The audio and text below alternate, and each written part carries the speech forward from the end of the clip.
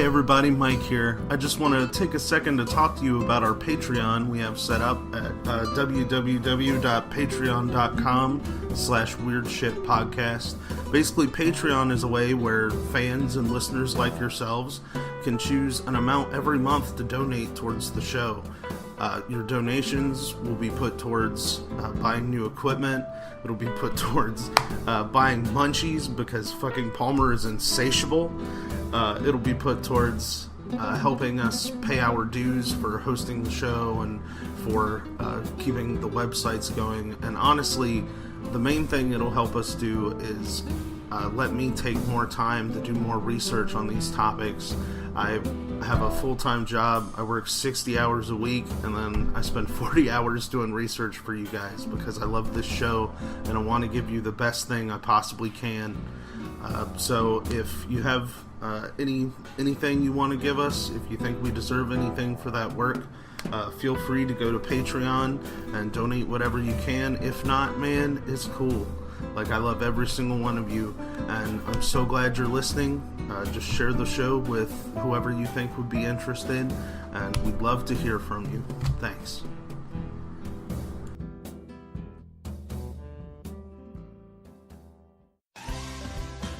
Hey everybody, this is Steven. And this is Chris. And we're the hosts of the brand new podcast, Is This Adulting?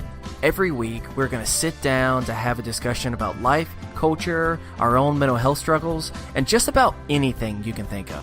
Have you ever wondered which breakfast cereal's the best? Or how to help your friends who are dealing with mental illness? Or why waterbeds were a thing? If you answered yes to any of these questions, then have we got a show for you. And remember, kids, be happy, stay healthy, and go hug someone. Because you never know, they might just be starting a podcast. Hey guys, it's Lainey, host of the True Crime Fan Club podcast. If you're a true crime addict like I am, then my podcast is for you. It's a podcast for the ultimate true crime enthusiast, giving you a glimpse into the life and crimes of the most demented minds. You won't want to miss an episode. Do you ever wonder how folk art museums in Utah are connected to erotic Renaissance literature? Did you know a turkey puppet ran for the presidency of Ireland? Do you get in trouble at work for clicking through article after article out of pure boredom? Well, hide in your headphones and let us tumble down the digital rabbit hole for you. We are the Wiki Ship Down podcast. We live in an age where the sum total of humanity's knowledge is in your pocket on a smartphone at any given time. But when that knowledge is peer editable, what does that say about mankind? I'm Ryan. And I'm Ruth Ann. And join us as we hit the random button and dive into the depths of Wikipedia.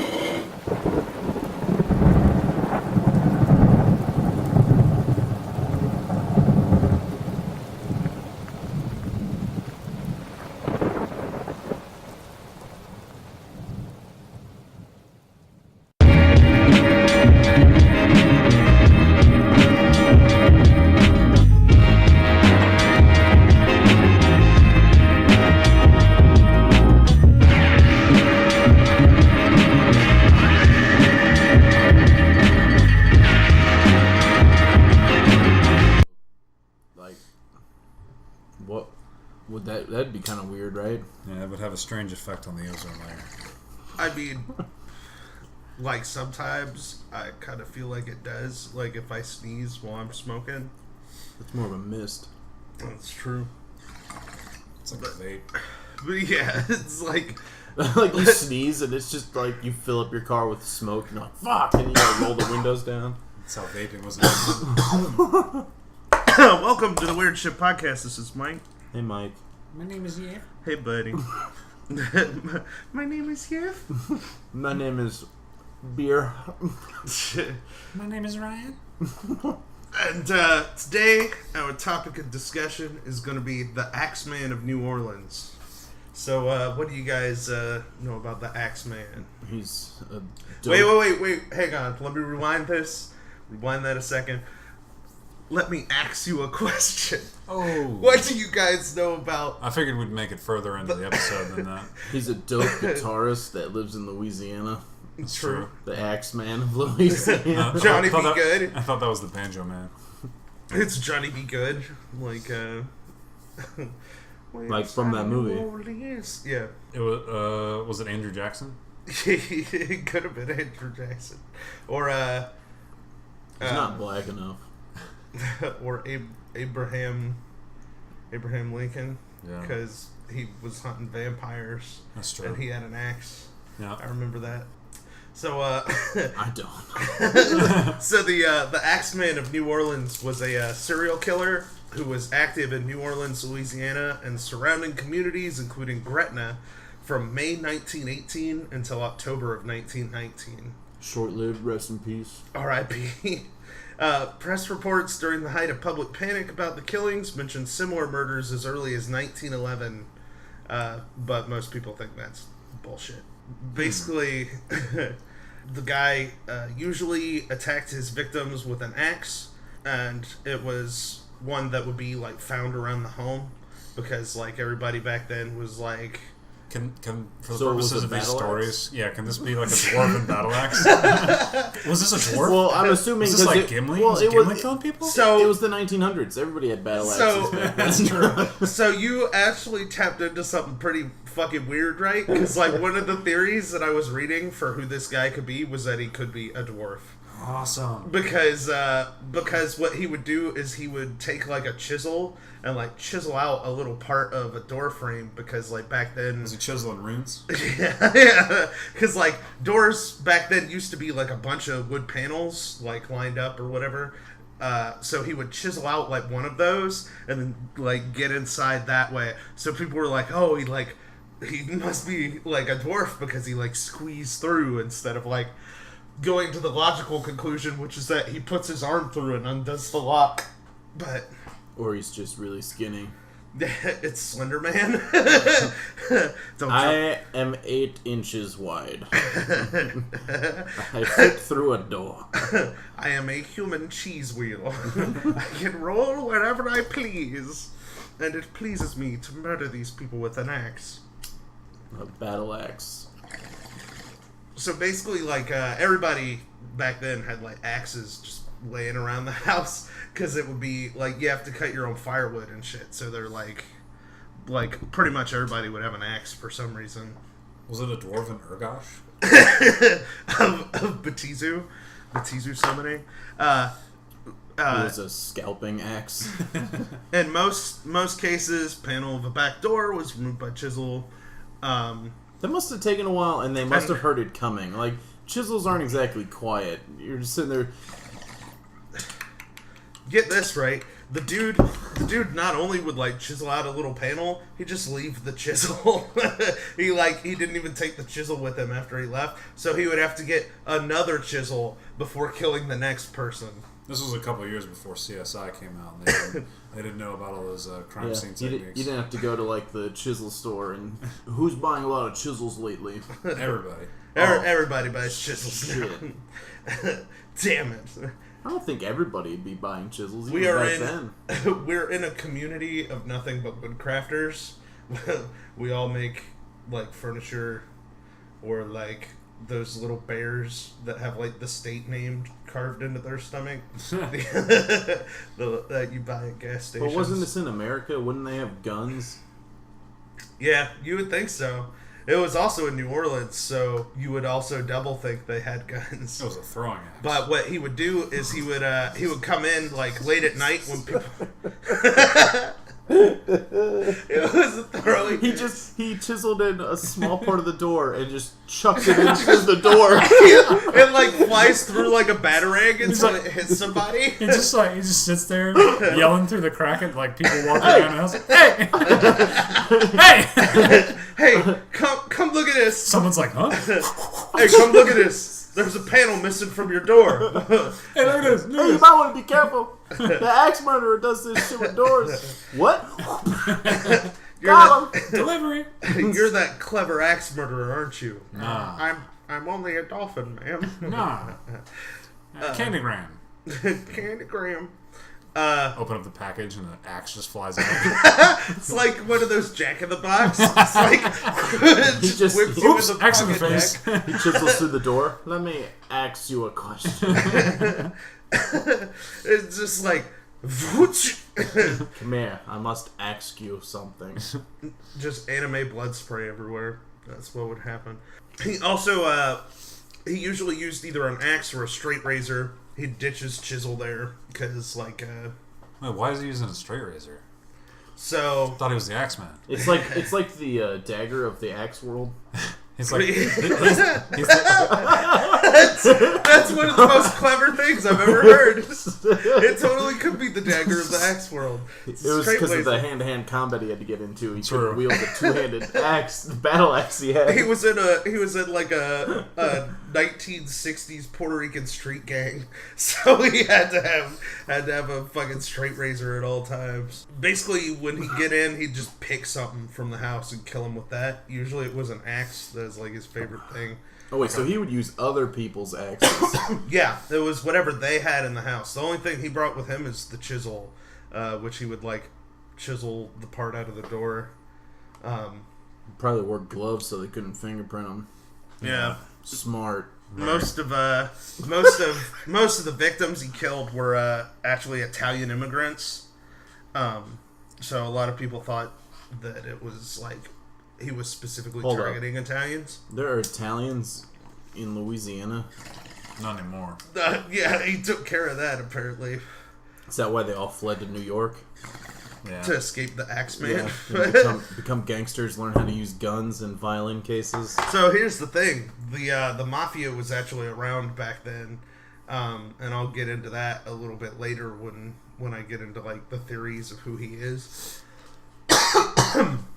So basically, he was never caught Spoiler. until he stopped, like mysteriously stopped killing people. Is what I'm he sure someone did, else just so. happened to kill him. Yeah, like I'm sure he like chiseled into the wrong dude's door and just got shot in the face. I bet you, someone was like walking around the house, and right as he was getting ready to throw the axe, they walked by with a mirror It just and bounced off a mirror like a laser.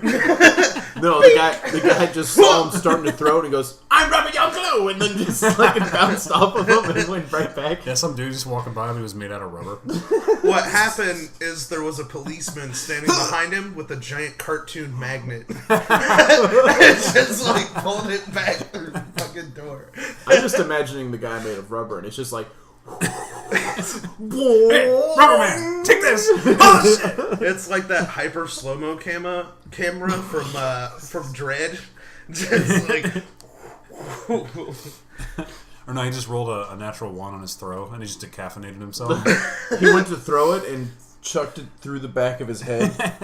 the first victim was Joseph Maggio, who was an Italian grocer who was attacked on May 22nd, 1918, while sleeping alongside his wife, Catherine. They were on the corner of Upper Line and Magnolia Street, where they had a bar room and grocery. Basically, broke into the house, then cut their throats with a straight razor, and then grabbed an axe from the house and just bashed their heads in with the axe. They were, like, already dead, but some people think it's like to conceal what actually killed them, which was the straight razor. Guess that didn't work. Yeah, I guess it didn't work because they still call Based it on their names, are they Italian? yeah, they're Nailed it. Italian. Nailed it. Called it. They're the aforementioned Italian immigrants. Nailed it. Maybe he slits their throats first to make sure that they're not made out of rubber. And then once he realizes they're not made out of rubber, he just goes to town on them. Fool me once, rubber man. He doesn't want to risk it bouncing back and bashing his own face in. Fool me once, shame on you. Fool me twice, shame on you as well. Shame on you, rubber man. That's why I only have one arm. It's because I was fooled once. That's why I have a bald spot. I scalped myself. That would be incredible. just like has like a reverse mohawk right down the middle of his head. Yeah. So basically, when the police searched the place, they found the razor, and Maggio lived like right next to his brother. Oh shit! The razor belonged to Andrew Maggio, Joe Maggio's brother, and He did it. Yeah, it was his brother. and Andrew Maggio's employee, Esteban Torres, told police that Maggio had removed the razor from his shop 2 days prior to the murder, explaining he wanted to have a nick honed from the blade. He probably told him His that he brother's needed. nickname was Nick. And Probably told him he needed that razor back in like the next day, and it had been like 3 days. And he hadn't done shit, so he just kills him with the razor. But like, it does a shitty job because of the nick in the blade, so he has to finish him off with the axe. yeah, he was like That's planning. that explains why he was there when his brother actually died seconds after he was discovered. More like seconds after I hit him in the head with the axe, he died. And I walked in the room mysteriously at the same time. No one was there though. No. So basically, Andrew Maggio obviously became the police's chief suspect after that murder because like it was his razor, and then the police like were unable to disprove his alibi. What they couldn't find I like just a chink in imagine his alibi. they put him into an interrogation room and they're like, "You did it, Maggio," and he's like, "Papa the poopy, no pizza, I didn't do it." Garlic. Does anyone speak Italian? he like no. The reason he like he slit their throat first was because when they died that first time, it just gets rid of the mushroom and they shrank, and then he had to hit him in the head with the fucking axe There you go. to finish him off. Yep. That's what was going on. So on June 27th of 1918, Louis Bessemer and his mistress Harriet Lowe were attacked in the quarters at the back of his grocery, which was located at the corner of Dorgenois and La Harpe Streets. Basically, Bessemer was struck with a hatchet over his right temple, which resulted in a possible skull fracture. Lowe was attacked over the left ear and found unconscious when police arrived. They were discovered shortly after 7 a.m. on the morning of the attack by John Zenka, who was like a bakery wagon delivery guy who was like, "Hey, they aren't at their grocery right now. I better go make sure they're all right." And he basically found them in a puddle of blood, and then that axe, which had belonged to Bessemer himself, was found in the bathroom of the apartment, as well as like bloody clothes, because the dude literally like murders them and then takes off his clothes and just leaves the axe and his clothes behind. So like I imagine he's like and then goes running off naked into the street like in the middle of the night or something. It's they're committing suicide via the CIA. It's the first start of the CIA. People just didn't know how early it started, but this is the first. Oh man, he shot himself twice on the back of the head. Suicide. Oh man, he had a hatchet to his right temple. Guess it was a suicide. Just, and then the axe went to the bathroom. He throws the hatchet. And like after it hits, he's like, "Watch out." He just hits himself in the side of the head and just tosses it. It like boomerangs into the bathtub, and it happens to catch a clothesline on the way in there. So Ryan, the year is 1918. You are a You are a policeman in a southern city. Who is the first suspect that you would assume committed such a crime? Did you say the lady was unconscious? Yes. She did it. She was okay, I think. She was just pretending. She did it. I'm gonna question the newspaper boy in the corner. So, almost immediately, police arrested potential suspect Louis Obicon, a then 41-year-old African-American man who had been employed at Bessemer's grocery store just a week before the attacks. They're like, the black guy. even back then, that was, like, immediately how, like, Southern I'm pretty police sure worked. you can't say even back then, since that is probably how it started. Today, we don't just assume black people did it today. We've been doing that for centuries. That's what I'm saying. I'm gonna question the guy who doesn't have hands. He has like axes for hands. It's like, I think we need to talk to Joe Axes for Hands McGillicuddy, who lives down the street. He's always crazy, chopping away at people's doors. He's got How does he use the chisel? he's got a chisel on for one hand and an axe for his other hand. Joe Chisel for one hand and Axe for the other hand, McGillicuddy. Nice to meet you. And he's like a knife salesman. He's like trying to pick up the knives with like an axe and a chisel. Nah, dropping them. he just like delivers babies.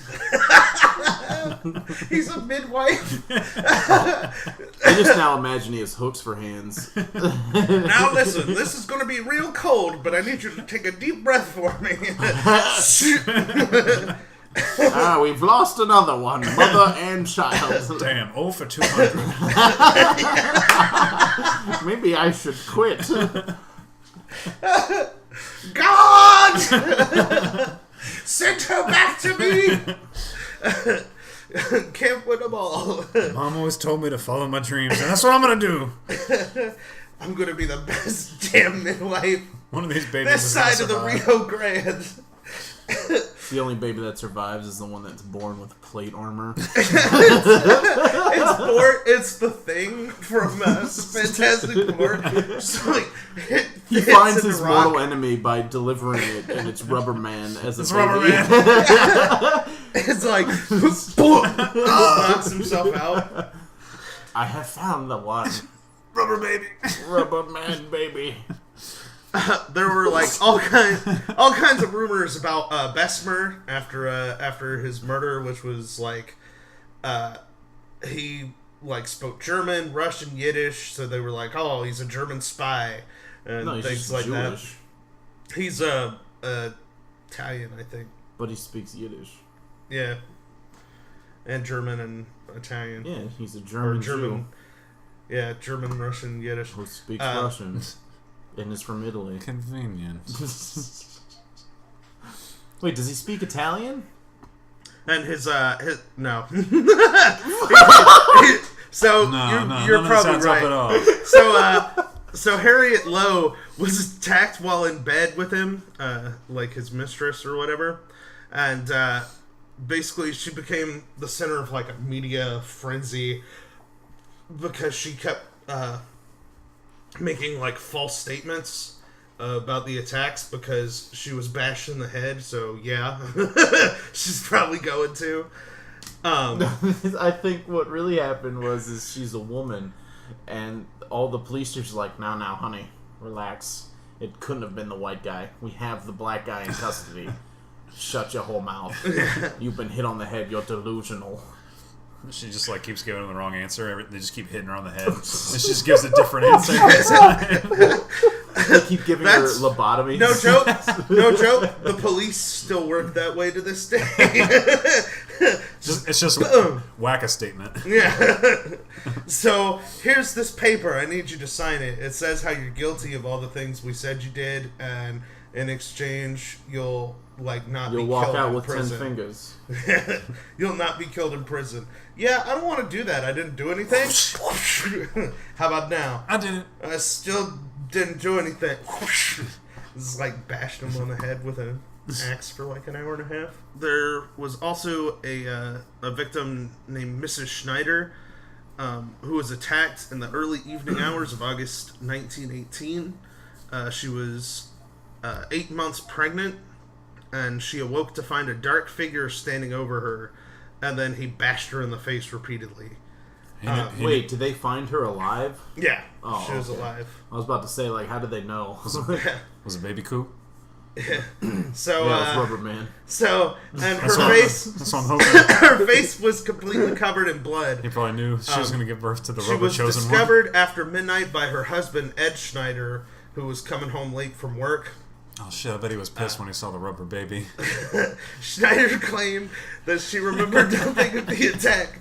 He's like, you've been fucking every tire in this goddamn town. Michelin Man! I knew I shouldn't have had sex with those The condoms Michelin Man kicks open his closet door and then just jumps out, goes straight down the street like his dick flapping in the wind. Just rolls, starts rolling. Just Form of tire! he's like, get back here. And he would later go on to form a Firestone. And see, the problem is those Michelin tires, they don't quit, so he could just run That's forever. right. He's He'd gone. be fine. That's why she got pregnant, because he doesn't quit. she's like, tell me when you're about to blow, and he's like, No, he's like, tell me when you're about to blow. I'm a run flat tire. oh, I'm dying. So, Pressure building. she claims she remembered nothing of the attack, and she ended up giving birth to a healthy baby girl 2 days after the Shit, it incident. was a rubber woman. Her husband told Plot police twist. that nothing was stolen from the home except $6 or $7 that had been in his wallet. Oh, that's nothing. It was like $84,000. That's 2 weeks The worth windows of and doors. fucking paychecks right there. The windows and doors appeared to have not been forced open, and authorities came to the conclusion that the woman was most likely attacked with a lamp that had been on a nearby table. Was it an axe lamp? James Gleason, who police said was an ex-convict, was arrested shortly after Schneider was found. Gleason was later released due to a complete lack of evidence and stated that he originally ran from authorities because he had so often been arrested. They're just running around bashing people in the face with axes. I think the best part is like these towns are probably so small that it's like, well, no, I guess it's Louisiana, but still, or New Orleans anyway. But I was thinking like, I don't know, just arrest the convict. He did it again, I swear. He's walking out of jail. Just sees like a horde of cops coming running. There he is! Son of a bitch. It's like the Blues Brothers. Just like the piles of cops. I just imagine in Harold and Kumar 2 or whatever, where the black guy's in prison reading a book. Yeah. And they all like, there he is, get him! I'm already in prison. He's got a gun. He's got a gun! It's a book! Get the book. Get the book! Book's secured. He just comes out of the prison, like rubbing his wrist, just getting the cuffs off. Sees the cops running. They come up and hit him in the back of the head with a baton. He's resisting arrest. Basically, it was after this dude, or after this attack, that they started to think that Maybe it the wasn't incidents him. were connected to the other two. I totally think it was probably the husband, though. Like, real talk, because, like, one, she was 8 months pregnant. He's like, shit, I can't afford this baby. I'm out here, I'm a mud farmer. He's also not made out of rubber, so... Yeah. and so he's like, I'm gonna kill this woman, and that'll kill the baby.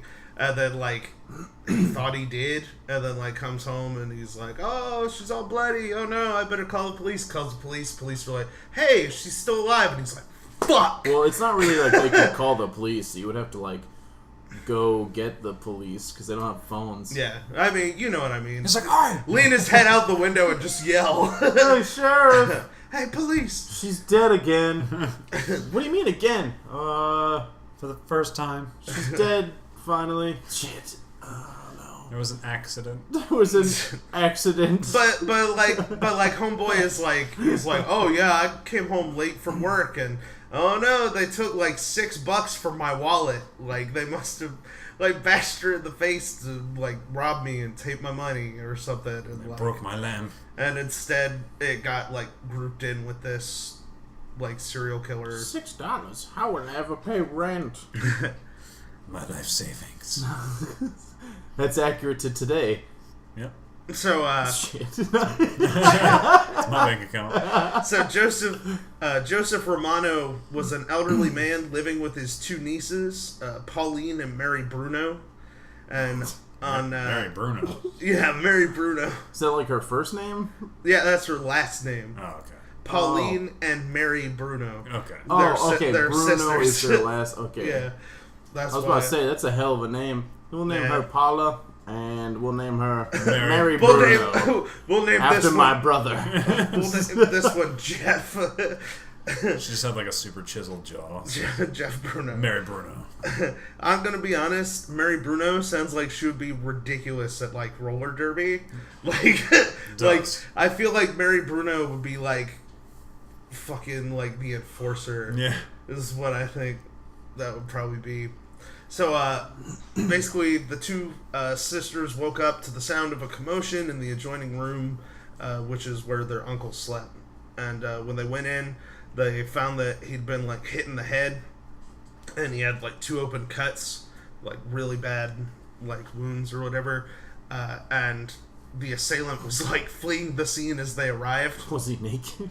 Yeah, it was the Michelin Man again. He got him pregnant too, and had to silence it. Oh no, I was just imagining because that first murder where he like left his clothes in the bathtub. Oh yeah. I'm just imagining like these 2 little girls walk in and he's naked. He's like, "When you turn 18, what's up? We'll meet again." We'll meet again." The 2 girls said that he was dark-skinned, heavy-set, and wore a dark suit and a slouched hat. Sounds Italian. Or black. Or Zorro. Zorro. Just going in. He was found with a Z carved in his forehead. He was happy. He was 2 out of the 3 strokes in. That's why he had 2 slashes instead of 3. He's like, shit, foiled again. Romano, although seriously injured, was able to walk to the ambulance once it arrived, and then he died 2 days later due to severe head trauma because they let him walk to the fucking ambulance after he was bashed in the head. Well, ambulances were... They're like, hey. Like, still horse and buggy, right? Yeah. And, like, they would have had to carry him on, like, the stretcher thing. I just imagine, like, it took him 2 days to get to the hospital. They're riding just, to like, like in the back, Texas to get him to the hospital. Guys, it's like the rockiest road imaginable. Just keeps bashing his head into the door over and over. Just keep having to walk him through creeks on the stretcher, so he's going underwater. he fucking died of head trauma. It's so weird. You guys kept like dropping the stretcher. The worst game of the Oregon Trail I've ever played. Dysentery. Basically, after his death, like the city went fucking crazy. They're like, "Oh shit, this dude's killing everybody out here." The black man killed 3 people. And, Wait, no, 4. Allegedly. Well, a couple of them live because he's really bad at it. So yeah, because he just like uses improvised weapons. Well, I think it's because he's using. It's Jackie Chan. Oh my god! No, we're not soiling Jackie Chan. That's who's been doing it. It's Jackie fucking Chan, and like because he's just grabbing whatever he finds at the scene. I'm just imagining he shows up to these people's houses and sees an axe and it's like, another dull axe. Damn it. Why don't you people take care of your things? Can't one person have a Hattori Hanzo sword? Just one. This is not Nippon steel. Like throws it and it comes back and hits him in the head. he like breaks into any house and sees they have a samurai sword. He ain't messing with them. They studied the blade. He chisels into the door and goes, oh. He goes, oh shit, and then chisels out another board on the door to leave. And just unchisels it. He chisels out the outline of his body like this, like cartoons, or like one hand's up and one hand's down. The peace sign. Nope. It's just a little Michelin Man. We know what was really going on in this town. It was like an Acme cartoon of the Michelin Man versus some guy with an axe. Just like chiseled into the wall.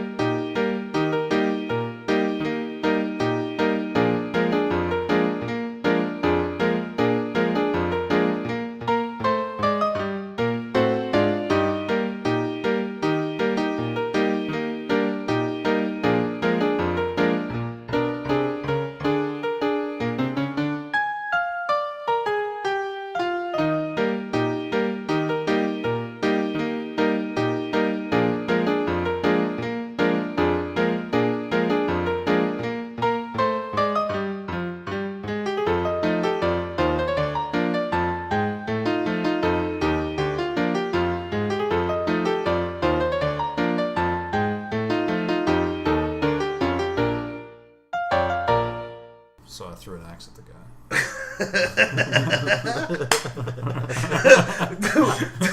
Son of chicken again, motherfucker. I followed him home that night. So, chiseled through his door. Threw an axe in his face. Oh shit! Stabbed him a few times with some fucking twisted forks. This isn't being recorded at all, so don't worry about that, because like it's not. So Allegedly. I see it though. No, like, don't look at that.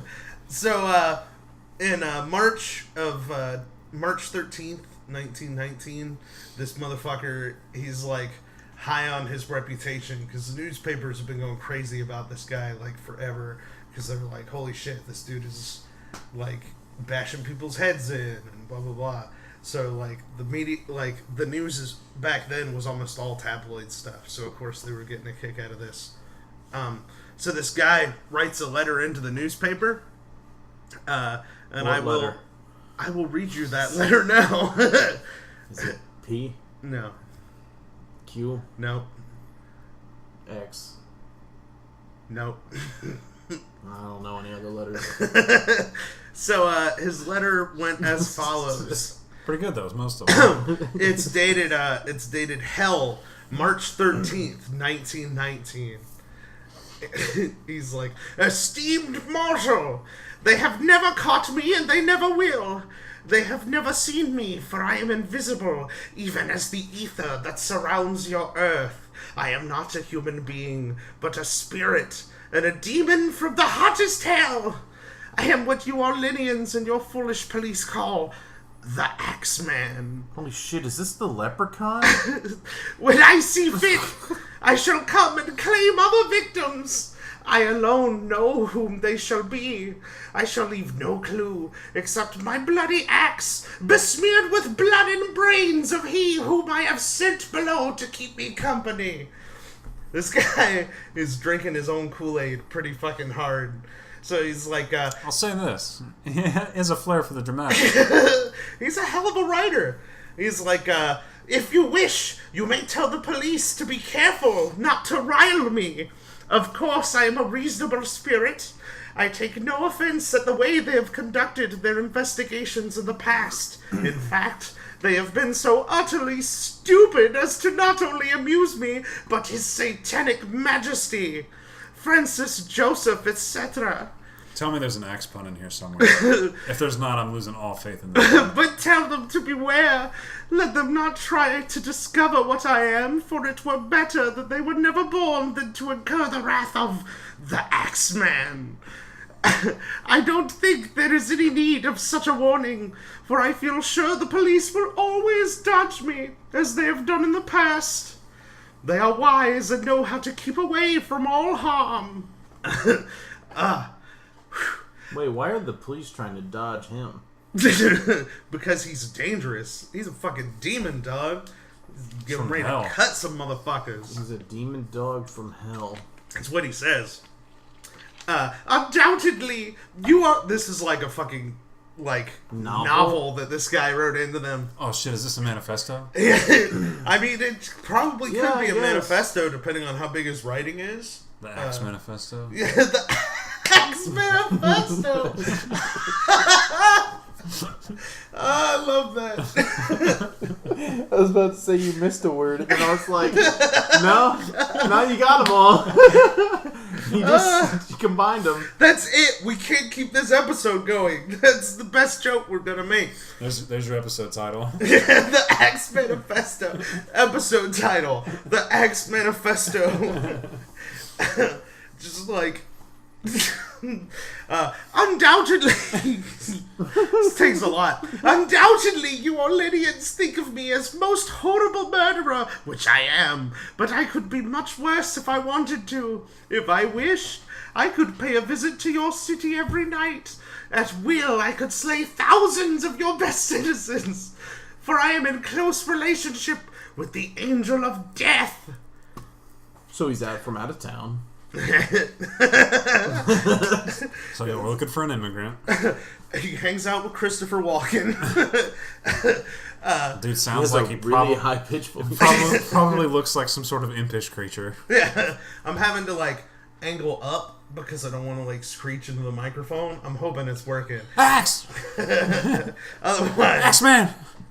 so now to be exact, at 12:15 earthly time, next Tuesday night, I'm going to pass over New Orleans in my infinite mercy. I'm going to make a little proposition to you people. Here it is. I am very fond of jazz music, and I swear by all the devils of the nether regions that every person shall be spared in whose home a jazz band is in full swing at the time I have just mentioned. If everyone has a jazz band going, well then, so much the better for you people. That's a lot of jazz. One thing is certain, and that is that some of your people who do not jazz it on Tuesday night, if there be any, will get the axe. Well, as I am cold and crave the warmth of my native Tartarus, it is about time I leave your earthly home.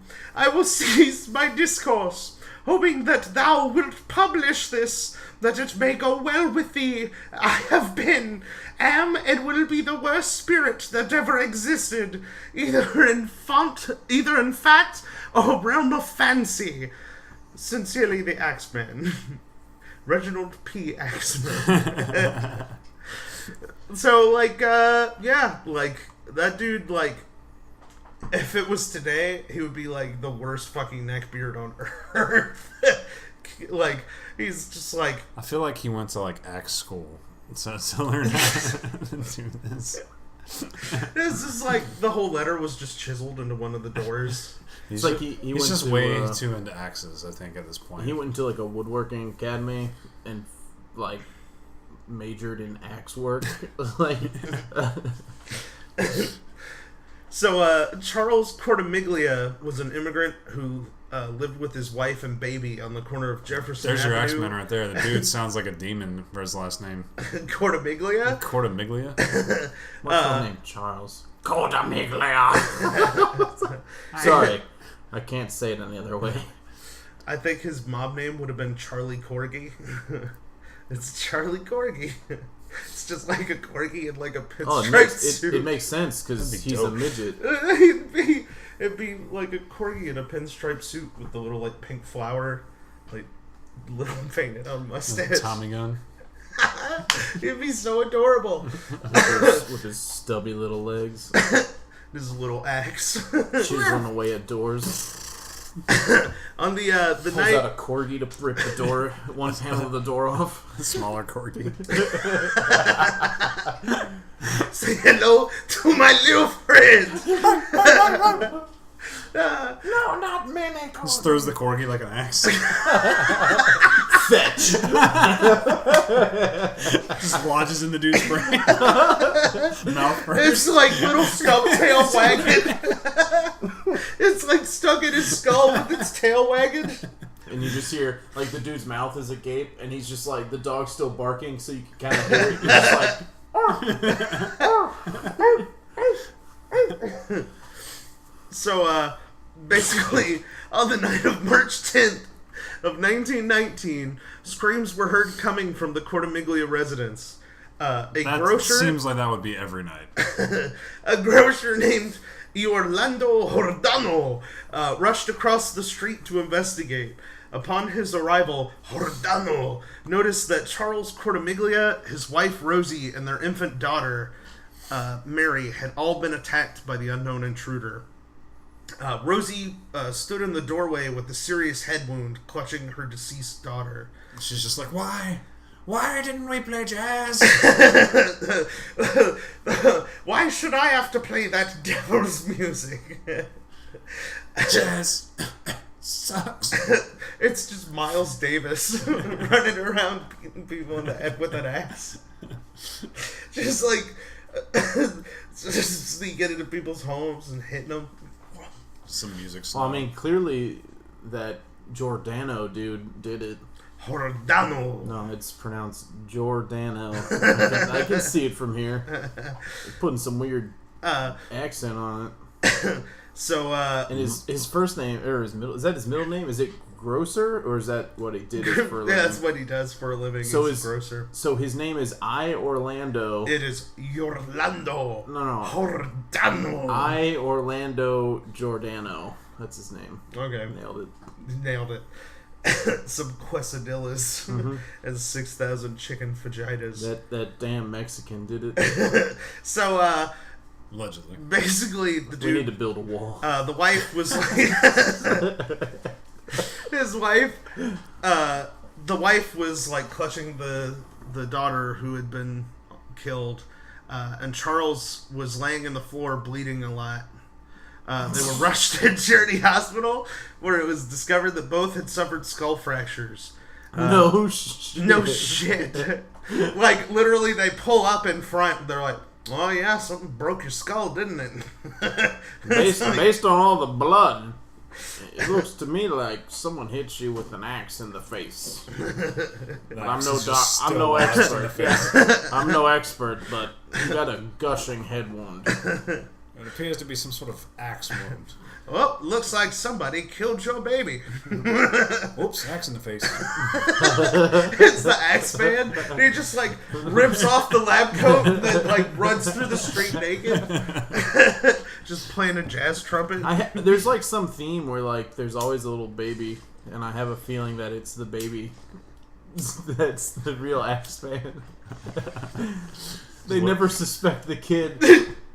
Even the one that was still in the womb, just the small hand just comes out. Chisels its way out of the cradle. Chisels the way out of the cradle. And then tries to chisel out the back door to make it look like a robbery. But his little baby hands are too small to pick up, like, wallets and stuff. So, like, that's why he doesn't follow them. See? Just repels out the back window. Out the umbilical cord, and then climbs back in the womb after they're, like, dead. So, yeah, basically they were taken to the hospital, where blah, blah, blah, head wounds. Nothing was stolen, and they found that the back panel on the door had been chiseled away. There was a bloody axe found on the back porch. Charles was released 2 days later, while his wife remained in the care of doctors. Once she gained full consciousness, she claimed that that Orlando Jordano and his 18-year-old son Frank were responsible for the attacks. Orlando, a 69-year-old man, was in too poor of health to have committed the crimes. I mean, back then, 69, you were like 100. And his kid was 6 feet tall and weighed over 200 pounds, so he would not have been able to, like, get through those little the little things that they thought they were getting in through the back panel through. I bet he could. But I bet he could throw the axe through the chiseled hole. Yeah, okay, but just because he couldn't get through it doesn't mean he couldn't reach his 6-foot reach to get the damn doorknob and open it. He did it. He did it. Basically, I ain't retarded. Charles, like, the husband, was like, he was like, hey, you're full of shit, like, to his wife. He was like, there's no fucking way those guys did that. You're so, like, you're totally full of shit. And, like, ends up divorcing her. And the men would later be found guilty, and the kid was sentenced to hang, and his dad was sentenced to life in prison. And later, Rosie Cortimiglia said she had falsely accused the two out of jealousy and spite. So that's pretty good. What I'm confused about is how did they both survive an axe to the face? He's just not, like, he's not very good at it. Or it could have actually have been the old man, and he's just too weak to actually finish the job. He's like, it seems like letting it fall on them. A lot of people are surviving these, so... Yeah. Like, it's like he's attacking everybody, but usually they're surviving it, right? I only have a couple more victims here that I'm going to get to, and then we can get into theories, because, like, you're onto something there, so I'll get back to that. Steve Boca, he was another Italian grocer, killed while he slept. attacked while he slept by an axe-wielding intruder on August 10th, 1919. Woke during the night to find a figure looming over his bed. He ran to the street after he woke back up and found that his head had been cracked open. Just imagine waking up. Oh man, my face is cracked open. The grocer ran to the home of his neighbor, Frank Janusa, where he lost consciousness and collapsed. Nothing had been taken from the home. Again, back panel missing, chisel left. Boca recovered from his injuries, but could not remember any details of the trauma. But these all happened after those two dudes got hanged, right? Yeah, after they were already arrested. They ended up being released later after she recanted and was like, yeah, they didn't actually do it. But I thought you said they were... He was sentenced to hang. Oh. So They Tootsie's backseated. yeah, they Tootsie's backseated. They it's New Orleans, so they just voodoo raised him back from the dead after they hung him. They're like, oops. Just bring him back. It's like, Frank. My name is Frank. Yeah, basically that attack took place after the letter that I read. Sarah Lawman was attacked on September 3rd, 1919. Neighbors came to check on the young woman who had lived alone and broke into the home when she didn't answer the door. They found the 19-year-old unconscious on her bed, suffering from a severe head injury and missing several teeth. The intruder had entered the apartment through an open window and attacked the woman with a blunt object. A bloody axe was discovered on the front lawn of the building. She ended up recovering from her injuries, but didn't recall any details of the attack. And then there's Mike Pepitone, who was attacked on October 27th, 1919. His wife was awakened by a noise and arrived at the door of his bedroom just as a large axe-wielding man was fleeing the scene. Pepitone was struck in the head, covered in his own blood. Blood splatter covered the majority of the room, including a painting of the Virgin Mary. Miss Pepitone, the mother of 6 children, was unable to describe any characteristics of the killer. She's like, he's big and black. Like, that's what all of them were probably How do they know saying. it was his blood? Just because he had an axe wound to the face doesn't mean it was his blood. Because somebody could have been killing pigs in there. Yeah. You don't know. They just had an accident. It could have been a voodoo pudding. room. Could have been chickens. Could have been chicken blood. Oh, yeah. Basically, his murder was the last of the Axeman attacks. So, what do you guys think so far? I think it was a garden gnome. Well, they do have, axes or shovels or something, usually. Yep. But he found them at the home, so... It wasn't animated or anything. It was just like a regular garden gnome.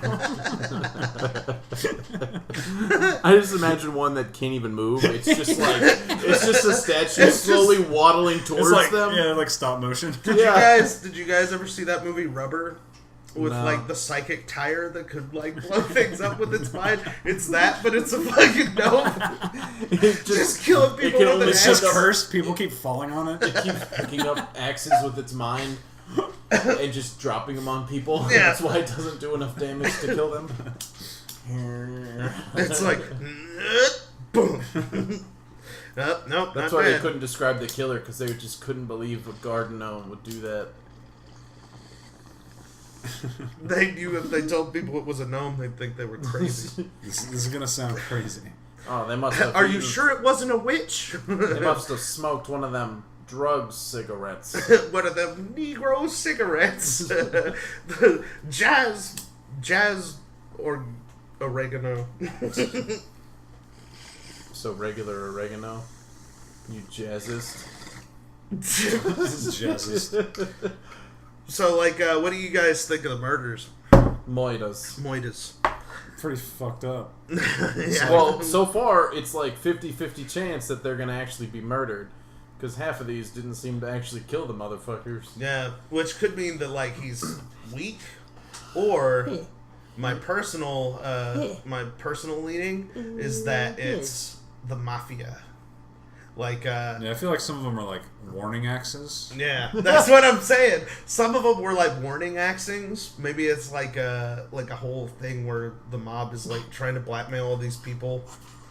They weren't paying the right amount of money or whatever, protection money, and they're like, hey, if you don't pay us what you owe us, maybe you'll slip, fall on an axe in the middle of the night. You don't know.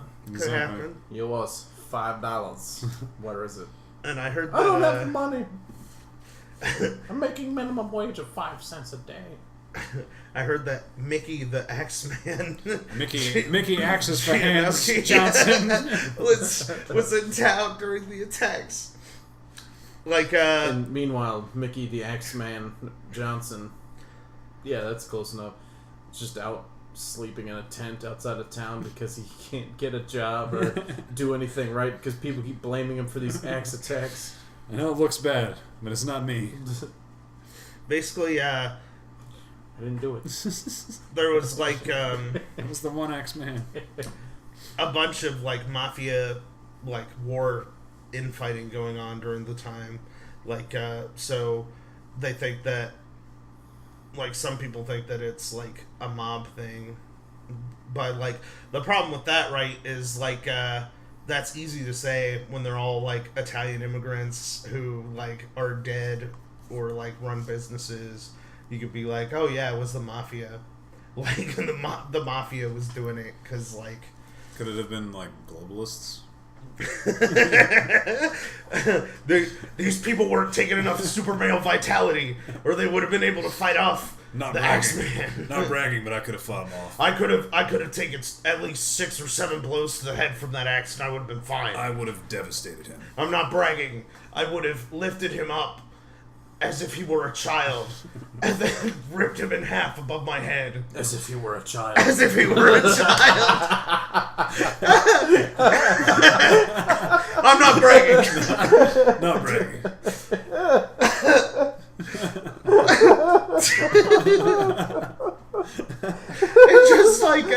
It's just like rainbows.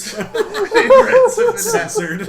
It's censored. I'm It's just rainbows. imagining Alex Not Jones acceptable. ripping a child in half and just being showered in blood. He eats a big bowl of chili, forgets it's his kid, and just rips it in half. The chili is inside the children. Chili! The kid is like, Papa, I'm sick.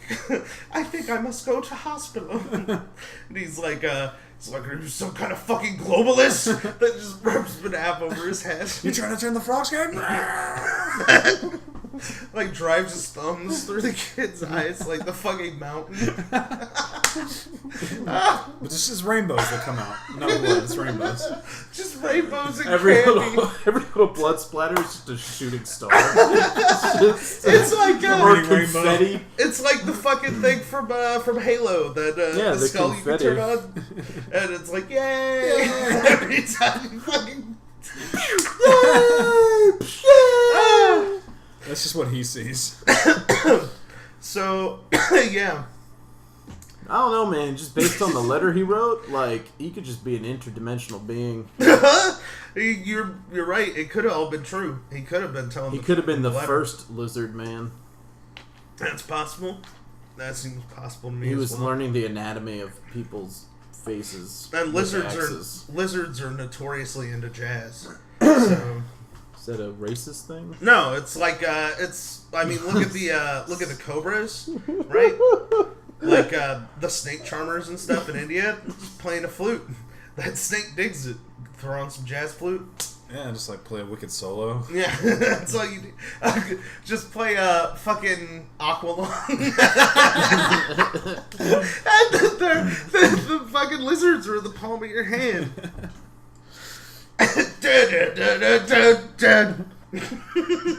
Sitting on my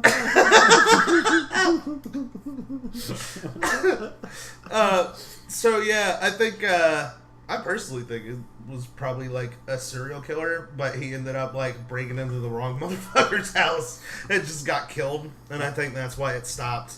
Cause it's 1919, right? Some dude comes in my house with an axe, I'd kill him with whatever I had. Comes in and he's in my closet. He's like, no, don't want to kill him with that. Don't want to kill him with a lamp again. I did that last week. Oh, he's got an axe right here. I just fucking shoot him in the back of the head. I feel like a lot of people. I feel like a lot of people in Louisiana or New Orleans saw that letter in the paper where they were like, "If you're not playing jazz, I'm coming for you," and they're all just sitting in the dark with a shotgun, like, "Bring it." They're just staring at their back door, and they start hearing the chisel. They're like, "Good, I'll wait till he gets in." Wow, and then he's just dead. Then you turn him into pudding. That's rainbow pudding. Yay! Who wants some rainbow pudding? But yeah, they still don't know who did it. The best theory people have, best theory is the mafia one. But I mean, that's boring. I think it was probably the Michelin Man. If it was anybody. The Michelin Man just goes around telling women, "I don't gotta wear a condom. Never heard him talk I before. am rubber. I'm made of rubber. Why would I need to wear a condom?" People just having rubber babies all over the city. And Axeman is really a hero trying to murder all of these rubber abominations. and you don't see any more, rubber kids walking around anymore. So I think he succeeded. We should be thanking him, really. It's true. The Axeman is a hero. My Portrayed as a murderer. Stopped the rubber uprising. So, hey, Ryan, you got any shout-outs this week? No, not this week. No? Nothing. You got to pick something. Put me on the spot here. I wasn't prepared. Palmer, what? You got any shout-outs this week? Gonna shout out to Snips, my cat, What up, Snips? for not being an axe murderer. Yet. Yes. What's your shout-out, Ryan? Shit, I didn't have enough time. I'd like to give a shout out to this Blu-ray copy of Kong's out now on Blu-ray. A Blu-ray? $29.99 and digital. But you got to redeem that code by 9/30/2018 if you want the digital. And it's described as pure action by Stephen Whitley at the Star Ledger. My shout-out is to whoever provided me with this dankness. Allegedly. Because this stuff is dope. Allegedly. And my other shout out is to The color orange. the color orange. For not rhyming with anything. I appreciate your hardline stance against rhymes. That way you can never be thrown into the illest beats unless it is as the punchline. You also clash with all of the colors somehow. You go good with nothing. But still are pleasing to the eye. So yeah, that's it this week. So see you guys next week. What a shitty second shout out. It's like you had something real planned and then you're just like, yeah, alright. I orange. did. I did. And then I heard orange. And Number I was one. Like, okay. So Orange, number one color. my shout out this week is to The color green. Blurple. is to Luc Besson. I saw your movie for my birthday. It was not very good. However, it was pretty, and I appreciated the world building. And it wasn't really your fault that the two main characters can't act. So I'll still probably see your next movie. Yeah. Yeah, Agreed. What movie was it? Valerian. Oh, I didn't see it. In the city of 1,000 Oh, that was... planets. Wait, that chick can't act? No. Yeah, Yeah, I figured. She's a model. yeah. And She's then, better than the guy, though. Yeah, the guy was even worse. He was Who's the guy? What would he... what he was in? Harry Osborn in The Amazing Spider-Man 2. Yeah, it's not helping. You don't remember him? Yeah, he's fucking hideous. He You looks see- like see- a bug You see person. that chair? Yeah. Better actor. Well, I mean, that chair has made me cry several times. I think we should get married. I'll delete my list for you. I don't know. Line. Just says line in the middle of the movie. Because we ran out of money producing this, take. so we gotta go with it. It's still the best take. We've been is the here for one where he goes 32 line. hours straight. And you keep fucking up the line. Enough. Next. So, yeah. We'll fix it in post. I guess we'll see y'all next week. You know he ain't gonna be in Valerian in the city of 2,000 planes.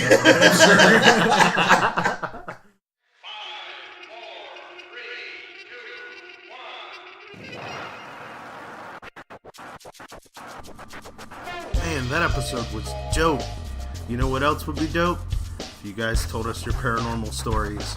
I know some of you have seen ghosts, some of you have seen fucking UFOs, some of you have seen Bigfoot. If you write into us, we have an email. It is weirdshitpodcast@gmail.com. We really want to read you guys' emails. If you want to just give us a shout out, you can give us a shout out. We'd love to hear from you. If you want to record a voice message, I want to start putting voice shout outs at the beginning of every episode now. So if you send us those, that would be fucking dope. We have the Google Voice number. If you'd rather call up and leave us a voicemail, you can tell us your story that way. Send us some positivity, man. Keep the positivity coming. It's the number for that is 919-346-3071. That's 919-346-3071.